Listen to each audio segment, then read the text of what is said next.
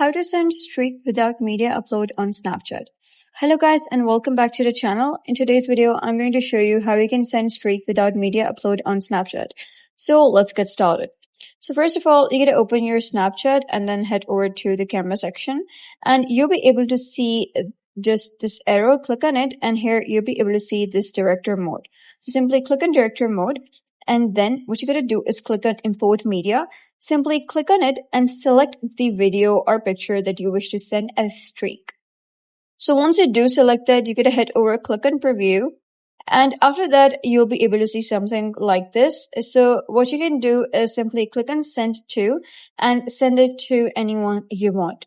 Or alternatively, you can simply click on this sticker over here. Click on photos icon over here and, just upload any of the photo as a sticker over here in Snapchat. And what you can do is simply upload that over here and click on send to. And that is basically how you can send streak without media upload on Snapchat. So if you found this guide helpful, give it a thumbs up and don't forget to subscribe for more helpful tutorials. I'll see you in the next video.